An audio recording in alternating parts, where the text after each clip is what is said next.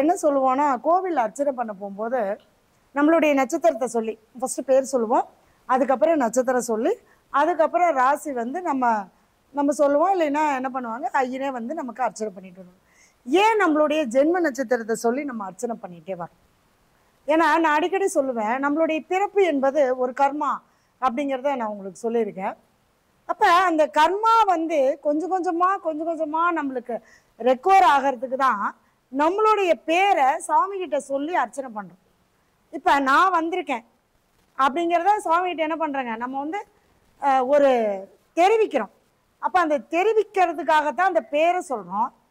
அடுத்தது என்னுடைய நட்சத்திரம், ஜென்ம நட்சத்திரத்தை சொல்லும்போது என்னென்னா, நான் முதலே சொல்லியிருப்பேன் உங்ககிட்ட, எந்த நட்சத்திரத்தில் திசா இருப்பில் நம்ம இறக்குறோமோ இந்த ஆத்மா அந்த திசா இருப்புலேருந்து அந்த நட்சத்திரத்தில் வந்து பிறக்கும்.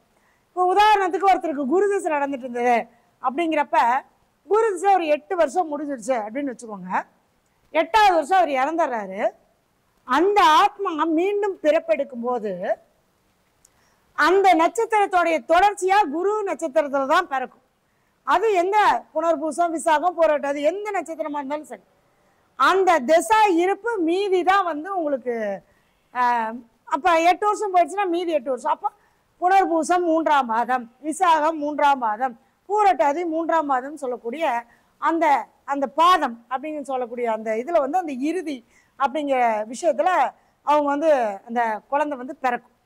அப்ப ஒவ்வொருத்தருமே அதனாலதான் அதுல ஜாதகத்துல நம்ம எழுதியிருப்பாங்க, ஜனன கால இருப்பு திசை மாதா கர்ப்பத்தில் சென்றது போக நின்ற இருப்பு அப்படின்னு சொல்லுவாங்க.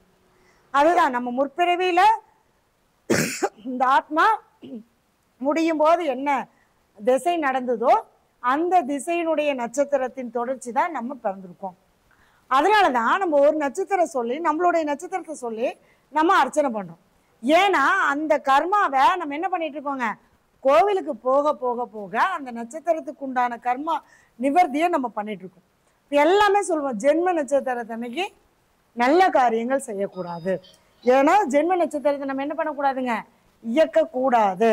சரிங்களா? ஒரு நிமிஷம் ஷேர் பண்ணுங்க.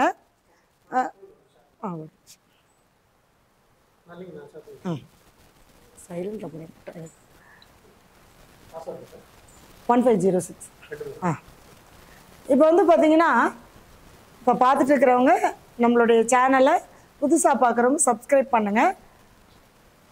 பார்த்துட்டு இருக்கிறவங்க உங்களுடைய ஃப்ரெண்ட்ஸுக்கு ஷேர் பண்ணிங்க அப்படின்னா அவங்களுக்கும் இந்த தகவல் அவங்களுக்கு போய் சேரும். அப்போ நம்ம அந்த பிறந்த நட்சத்திரம் தான் நமக்கு நம்மளுடைய கர்மாவை நமக்கு சொல்லக்கூடியது அப்படின்னு நம்ம சொல்லியாச்சு. அதனால தான் நம்ம போயிட்டு அர்ச்சனை பண்ணுறோம். ஜென்ம நட்சத்திரத்தன்னைக்கு செய்யக்கூடாத விஷயங்கள் அப்படின்றது இருக்குது. என்னென்ன செய்யக்கூடாத விஷயம் அப்படின்னு கேட்டிங்கன்னா, திருமணம் பண்ணக்கூடாது. ஜென்ம நட்சத்திரத்தன்னைக்கு திருமணம் செய்யக்கூடாது. ஏன்னா சுப காரியங்களை தவிர்த்து கொள்ள வேண்டும். அதே மாதிரி ஆண்கள் முகசவரம் செய்யக்கூடாது அப்படின்னு கண்டிப்பாக சொல்லுவாங்க. நம்ம முன்னோர்கள்லாம் சொல்லியிருக்காங்க, ஏய் நீ பிறந்த நட்சத்திரத்தன்னைக்கோ இல்லை நீ பிறந்த கிழமை அன்னைக்கோ போய் சவரம் பண்ணாத. நம்ம இன்னைக்கு எல்லாத்தையுமே என்ன பண்ணிட்டோங்க, விட்டுட்டோம். ஏன் விட்டுட்டோம்னா நமக்கு டைம் இல்லை, அதெல்லாம் பார்க்கறதுக்கு நமக்கு நேரம் இல்லை. ஒருத்தர் ஞாயிற்றுக்கிழமை வந்திருக்காருன்னா எனக்கு ஞாயிற்றுக்கிழமை தான் லீவு, நான் போய் ஞாயிற்றுக்கிழமை தான் முடி வெட்டுவேன், ஞாயிற்றுக்கிழமை தான் எல்லாம் பண்ணுவேன் அப்படிங்கிறப்ப அவங்களுக்கு என்னன்னா அது அந்த தோஷமானது அவங்களுக்கு தீராமல் அப்படியே இருந்துக்கிட்டே இருக்கும். அதனால தான் நம்ம சில விஷயங்கள்லாம் நம்ம பார்த்து சரி பண்ணிக்கணும். இப்போ ஒரு சிலர் சொல்கிறாங்க, நீங்கள் கோயில் சொன்னீங்கம்மா, எங்களால் கோயிலுக்கு போக முடியல, இப்போ எங்களுடைய கர்மாவை நாங்கள் தீர்த்துக்கணும் இல்லையா, நாங்கள் எப்படி அதை நாங்களே சரி பண்ணிக்கிறது? அதுக்கான அந்த கேள்விக்கான பதில் தான் இந்த பதிவு. சரிங்களா? அப்போ ஒவ்வொரு நட்சத்திரமும் ஒரு கர்மாவின் அடிப்படையில் பிறந்தது அப்படின்றத நம்ம எடுத்துக்குவோம்.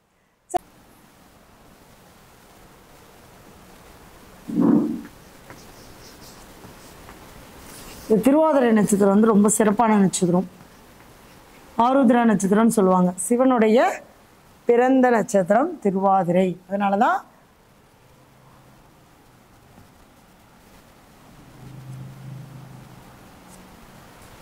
ஆருத்ரா தரிசனம் இது நமக்கு தெரியும். சுவாமியா அந்த ஆருத்ரா தரிசனங்கிறது நம்ம வழிபாடு, சிறப்பு வழிபாடாக நம்ம பண்ணுறோம். சரிங்களா? இப்போ இது வந்து பார்த்திங்கன்னா ராகுவுடைய நட்சத்திரம். இது யார் வீட்டில் இருக்குது அப்படின்னா புதனுடைய வீட்டில் இருக்குது. இங்கே சந்திரன். இந்த திருவாதிரை நட்சத்திரத்தில் பிறந்தவங்களும் ரொம்ப புத்திசாலியாக இருப்பாங்க, ரொம்ப யோசிப்பாங்க மீன்ஸ் ரொம்ப கற்பனை அதிகமாக இருக்கும். எதை செஞ்சாலுமே சின்னதாக செய்யணும்னு யோசிக்கவே மாட்டாங்க, எதை செஞ்சாலும் பெருசாக தான் யோசிப்பாங்க. அதே மாதிரி இடத்துக்கு தகுந்த மாதிரி நெளிவு சுழிவாக போய்க்குவாங்க, எந்த இடத்துல எப்படி போகணுமோ அப்படி. ஆனால் ஒரு குணம் மட்டும், மனசு மட்டும் ஒரு நிலையில் இருக்கவே இருக்காது. பிரம்மாண்டமான கற்பனை, எது நடந்தாலும் பிரம்மாண்டம் தான். எதையுமே அவங்களுக்கு சின்னதாகவே அவங்களுக்கு யோசிக்கவும் முடியாது, நினைக்க கூட முடியாது. சரிங்களா? இவங்க என்ன பண்ணோம் அப்படின்னா, இப்போவும் சொல்கிறேன், புதுசாக யாராவது பார்த்துட்டு இருந்தீங்கன்னா, ஒருவேளை உங்கள் நட்சத்திரம் என்ன திருவாதிரையாக இருந்தால் ஏதாவது ஒரு பிரச்சனை, ஒரு பிரார்த்தனை மட்டும்தான் எடுத்துக்கணும். என்னுடைய பொண்ணு கல்யாணம் ஆகலை, நானும் எல்லாம் பண்ணிட்டேன். பொண்ணுடைய நட்சத்திரம் என்ன, அதுக்கு தகுந்த மாதிரியான அந்த நேரத்தில் அந்த வழிபாடு. உங்களுக்கு உங்கள் பொண்ணுக்கு கல்யாணம் ஆகணும் அப்படின்னா உங்களுடைய நட்சத்திரத்துக்கு நான் சொல்லக்கூடிய நேரத்தில் உங்கள் பொண்ணுக்காக நீங்கள் பிரார்த்தனை பண்ணணும். நம்மளுடைய உறவுகள் அப்படின்னா தொப்புள் கொடி சம்மந்தப்பட்ட உறவுகள், குழந்தைங்க, அம்மா அப்பா, இவங்களுக்காக நம்ம கண்டிப்பாக பிரார்த்தனை பண்ணலாம். பண்ணுனா பலன் கிடைக்கும். வாழ்க்கை துணை, இப்போ எங்கள் வீட்டுக்காரருக்கே செய்ய முடியல, இப்போ அவர் திருவாதிரையில் பிறந்திருக்காரு, நான் புனர்பூசத்தில் பிறந்திருக்கேன் அப்படின்னா உங்கள் வீட்டுக்காரர் செய்கிறது உங்கள் வீட்டுக்காரர் தான் செய்யணும். அவரால் முடியல அப்படிங்கிற பட்சத்தில் உங்களுடைய நட்சத்திரத்தை அன்னைக்கு நீங்கள் அதுக்கான எங்கள் வீட்டுக்காரருக்கு எனக்கு இது நடக்கணும் அப்படின்னு சொல்லி நீங்கள் உங்களுடைய நட்சத்திரத்தை அன்னைக்கு நீங்கள் பண்ணணும். ஏன்னா நீங்கள் பண்ணுறீங்க அவருக்காக. இப்போ திருவாதிரை எங்கள் வீட்டுக்காரருடைய நட்சத்திரம், அம்மா சொல்லிட்டாங்க, நான் அவருக்காக நான் பண்ணுறேன். அவங்கவுங்களுக்கு பறிச்சா அவங்கவுங்க தான் சாப்பிட்ணும், அவங்கவுங்க கர்மாவை அவங்கவுங்க தான் சுமக்கணும், அவங்கவுங்க தான் அதுக்கான வழியை தேடணும்.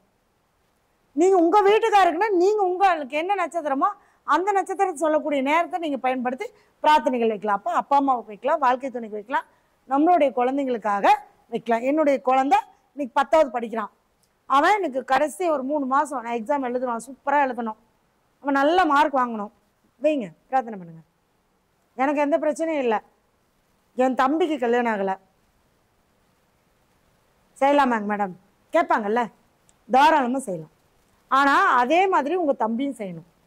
அவர் நட்சத்திரத்தன்னைக்கு அவரும் கேட்கணும், கூட நீங்கள் கேட்குறது. அவர் 50, அவரது 100%, உங்களுக்கு 50% சேர்ந்து அவருக்கு பலன் கிடைக்கும். இதுதாங்க கர்மா, இதுதாங்க உறவு, இதுதான் கர்மாவுடைய தொடர்ச்சி. ஏன் அவர் நமக்கு தம்பியா பிறந்தாரு, ஏன் அவர் எனக்கு அண்ணனா பிறந்தாரு, ஏன் 2 பேரும் ஒரே வயிற்றுல பிறந்தோம்? இந்த ஆத்மாவும் ஒரே நேர்கோட்டில் இருக்கக்கூடிய கர்மாவை தான் செஞ்சுருக்கும். அதனாலதான் இந்த பிறவியில அவங்களோட பிறந்து இவங்க கிட்ட அவங்களுடைய வாழ்க்கை பயணம் அப்படிங்கிறது நடக்கும். சரிங்களா? சரி, இப்ப என்ன வீட்டில் இருக்காரு, புதனுடைய வீட்டில் இருக்காரு. அப்ப என்ன கிழமை எடுத்துக்கலாம், நம்ம புதன்கிழமை எடுத்துக்கலாம். இங்க ராகுனா என்னங்க, ராகு காலம், கேதுன்னா யமகண்டம். அப்போ புதன்கிழமை வரக்கூடிய ராகு காலம் எப்படின்னா திருவாதிரை நட்சத்திரத்துக்கு மதியானம் 12 to 1:30. சரி, என்னால் நான் ஆஃபீஸ் போகிறேங்க, என்னால் இந்த 12 to 1:30 கம்பல்சரி நீங்கள் சொல்கிற மாதிரி என்னால் புதன்கிழமை செய்ய முடியாது. ஒரு அரை மணி நேரம் பிரேக் எடுத்துக்கோங்க, என்ன வேலை செஞ்சாலும் சரி. ஒரு இடத்துல அமைதியாக போய் உட்காந்து உங்களுடைய பிரார்த்தனை என்னவோ அதை நீங்கள் திரும்ப திரும்ப சொல்லிட்டே வாங்க. தீபம் போட வேண்டாம், வழிபாடு பண்ண வேண்டாம், எதுவும் பண்ண வேண்டாம். ஒரு 1/2 hour, ஏன்னா லஞ்ச் டைம், 2 மணிக்கு லஞ்சுக்கு போகிறீங்கன்னா நீங்கள் ஒரு 1 மணிக்கு கேட்டுட்டு ஒரு 1/2 hour உட்காந்து அந்த உங்களுடைய பிரார்த்தனை என்னவோ அதை மனசு அமைதியாக ஒரு இடத்துல நிலையாக உட்காந்து அதை நீங்கள் செஞ்சுட்டு வாங்க. டைம் கிடைக்கும்போது இந்த 12 to 1:30 மிஸ் பண்ணாமல் வீட்டில் விளக்கேற்றி வைங்க. புதன் யாருங்க, பெருமாள் அர்த்தநாரீஸ்வரர். எல்லார் வீட்லேயும் பெருமாள் வச்சுருப்போம், ஏன்னா அவர் தானே பணம் கொடுக்குறாரு. திருப்பதி போயிட்டு வந்தால் திருப்பம் வரும். வாழ்வியல் பொருளாதாரத்தை, பொருள் சார்ந்த விஷயங்களை கொடுக்கிறவர் பெருமாள், மோட்சத்தை கொடுக்கிறவர் சிவன். பிரம்மா படைச்சதோடு முடிச்சிட்டாரு, நான் படைச்சு இந்த விலகத்தில் அனுப்பிச்சிட்டேன், அதுக்கப்புறம் எனக்கும் இதுக்கும் சம்மந்தமே இல்லை. அதனால தான் என்ன இல்லைங்க, பிரம்மாவுக்கு பெரிய அளவுக்கு கோவில் இல்லை, எனக்கு படைச்சதோடு முடிஞ்சது, அவருக்கே தெரியாது. சொல்கிறாங்கல்ல, பிரம்மா எழுதின எழுத்து அவருக்கே தெரியாது. ஏன்னா நம்மளுடைய கர்மாவுக்கு தகுந்த மாதிரி தான் அவருடைய படைப்பு இருக்கும். அடுத்தது காப்பாற்றுறது யாரு? பெருமாள். நமக்கு பணம் வேணும், பொருளாதாரம் வேணும், வீடு வேணும், சொத்து வேணும், சுகம் வேணும், ஆடை ஆபரணங்கள் வேணும், இதெல்லாம் கொடுத்து நம்மளை காத்துக்கிட்டே வரவர் பெருமாள். நம்மளை அழிக்கிறார்.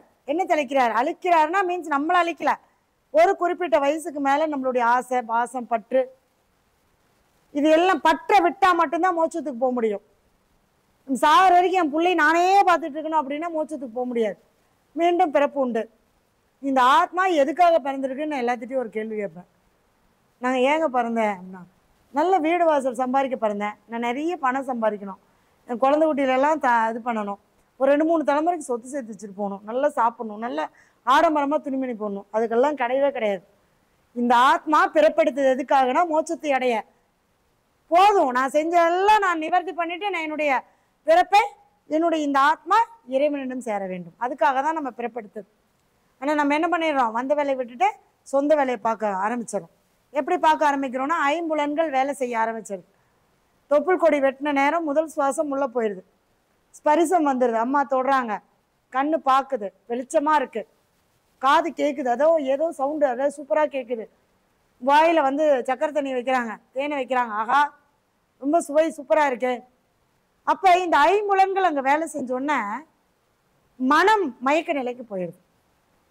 மனசில் அந்த இது எல்லாமே மறந்துடுது. அதான் மனம் மயக்க நிலைக்கு செல்லுது. அப்படிங்கிறப்ப என்ன பண்ணுறோம்? வந்த வேலையை விட்டு சொந்த வேலையை பார்க்க ஆரம்பிச்சிடும்.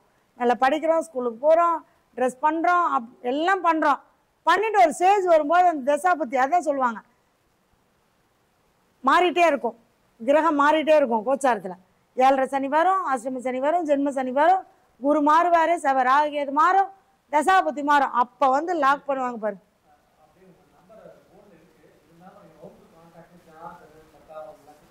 ஓகே 7502933307 9345009939 ரெண்டுமே வாட்ஸ்அப் நம்பரு.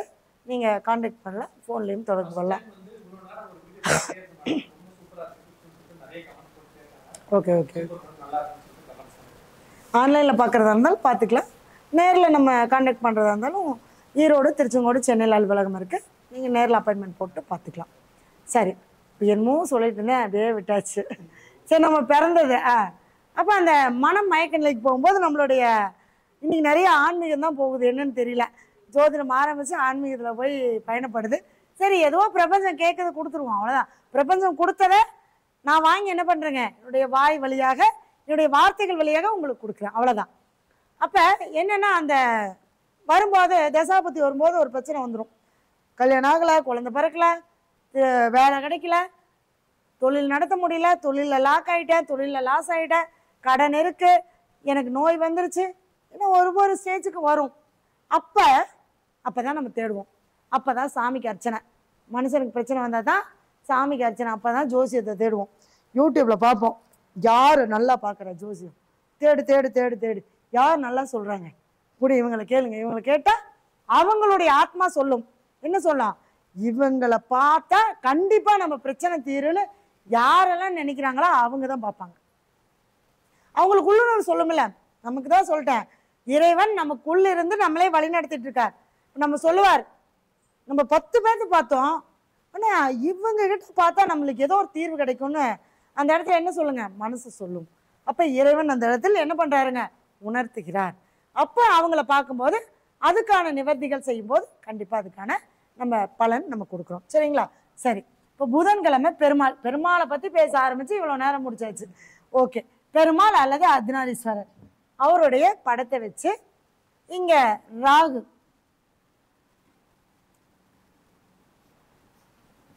9 தீபம்,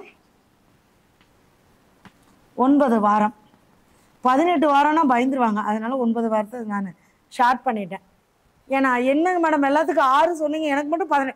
அதுலேயும் நிறைய பேர்த்துக்கு ஒரு பிரச்சனை வந்துடும். எல்லாத்துக்கும் 5, 6 தான் சொன்னாங்க, எனக்கு மட்டும் 18 சொல்லிட்டாங்களே. நான் என்ன அப்படியா இது பண்ணிட்டேன்? 9 வாரம், முதல்ல 9 வாரம் செய்யுங்க. அதுலேயும் அந்த பிரார்த்தனைகள் நிறைவேறலைன்னா அடுத்து 9 வாரம் நீங்கள் செய்யுங்க. கண்டிப்பாக 3 முறை செய்யறதுக்குள்ள நீங்கள் எந்த பிரார்த்தனைக்காக நீங்கள் வழிபாடு பண்ணீங்களோ அந்த பிரார்த்தனை கட்டாயம் நிறைவேறிய தீரும். சரிங்களா? சரி, இப்போ திருவாதிரை முடிச்சிட்டோமா? ஓகே, அடுத்தது புனர்பூஷம்.